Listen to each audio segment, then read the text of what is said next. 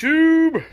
Well, you guessed it, I got some beans here. About 3.5 weeks ago, I made probably 8 pounds of pinto beans. And I'm not joking, I wasn't paying attention. I had a big bag, I just poured all that bag into my big kettle that I got. And next thing I know, I've got 3 weeks of beans, man. I've gave some away to my neighbor. But I've been eating beans until I'm bean to death. So I'm sitting here, I almost threw them away. I almost just pitched them down in the woods and said some animal will eat them. I thought about maybe supplementing Bouncy Dog's food with some beans, but I didn't want to do that because I've got onion and some other little spices in here that might not be good for an animal. So I'm just sitting here like racking my brain. I'm like, okay, I'm not throwing this stuff away. I ain't made of money, as my mom and dad used to say. I would like to try to figure out how I can turn them into something else. So I played around last night and I ended up making bean burgers or fried bean patties. No, I'm not turning into a vegan. I just don't want to waste perfectly good food. So I thought I would make some bean burgers and show you guys how I did it. And honestly, I'm really surprised. They're really good.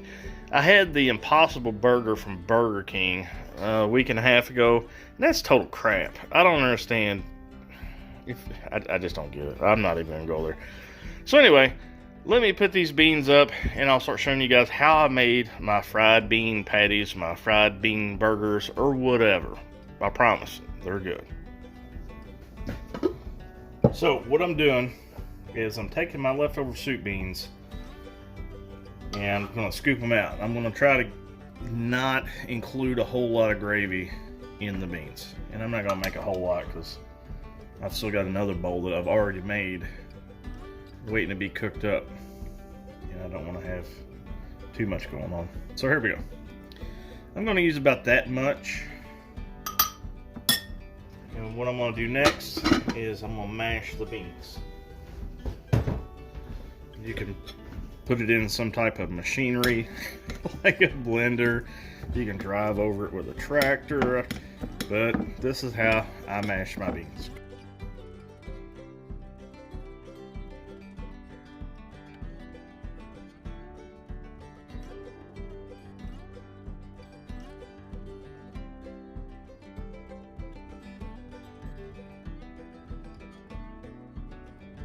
So I'm going to throw a few little oats in here. Now these are whole rolled oats, and the reason why I'm using them is because I think they taste like crap as far as oatmeal, and I only use them for when I'm like cooking stuff. I mean, you could put any kind of oats in here, I guess, but this is what I had on hand, and this is what I'm going to use. So let me get these incorporated a little bit, and now I'm going to add a little bit of flour. Okay, here's my flour, and I guess this is going to be maybe, I don't know. I really don't know. I wouldn't say it's a quarter of a cup, but just put some flour in it.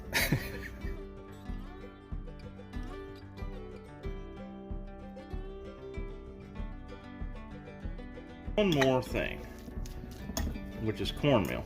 And I like the cornmeal because when I put it in the skillet and I fry it up, it gets a nice little crunch.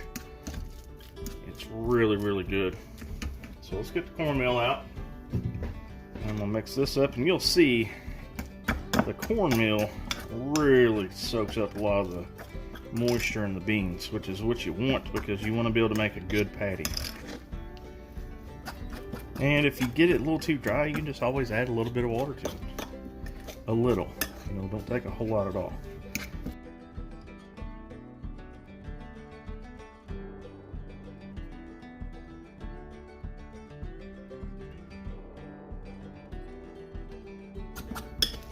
Now for some seasoning.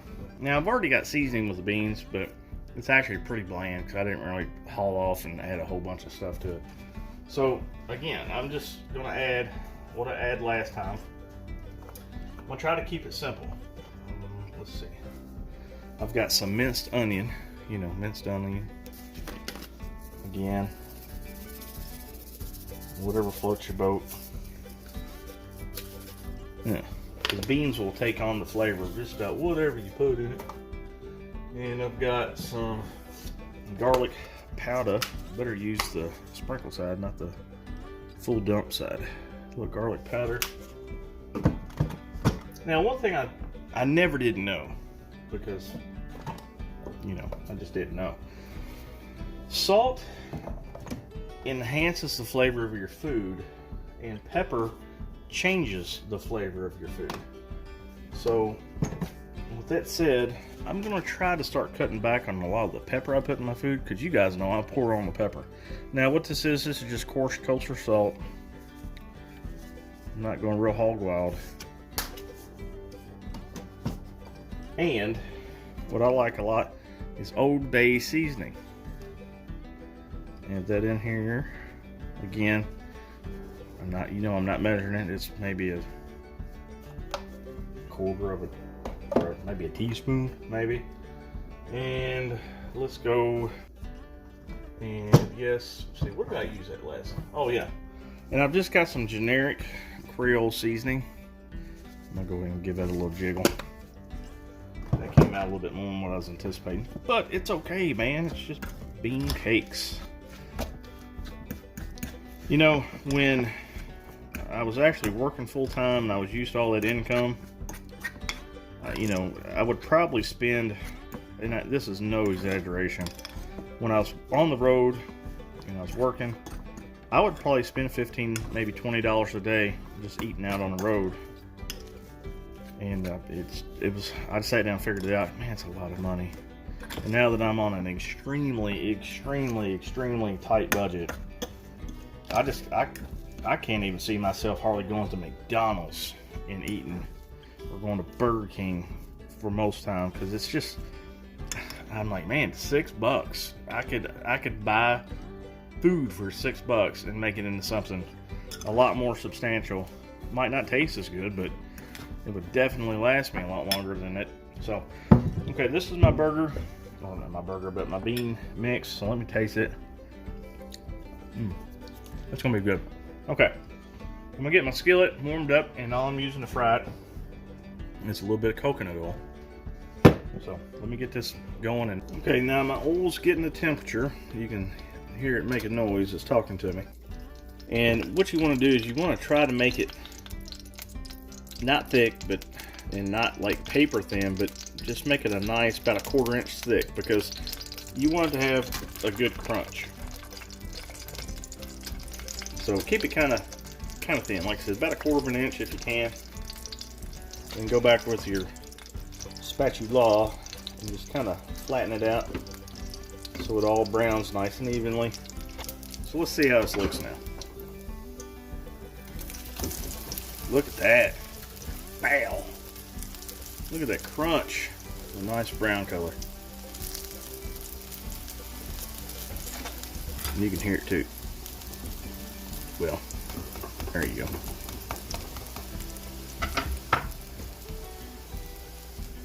Let's check out the other side now. Oh man, what a fail. That's okay. It's still gonna be good. I missed my landing spot. I just can't get with it. 2020 has not been my year of making videos so far. So here's a nice close-up shot of the bean patty. Nice and crisp. Granted, it broke because I dropped it on the counter, but that's okay. It'll still taste excellent. Okay, now that my little patty has had time to get a lot of that excess coconut oil out of it, I'm gonna go ahead and get my fancy bread ready. All it is I just toasted some white bread, you know, staying pretty cheap. Why buy hamburger buns when white bread will do? Just sit my little patty just like that. And there we go. We have a fried bean burger, and I promise that will taste better than the crap you get at Burger King, McDonald's, or wherever else makes something stupid like an Impossible Burger.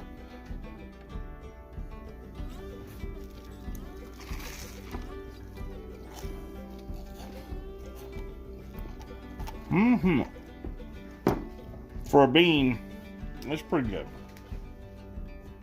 Excuse me while I talk with my mouth full. But yeah, there we go. It's kind of like got the texture of a salmon patty, like a fried salmon patty. But the cool thing about beans, you can make them any way you want.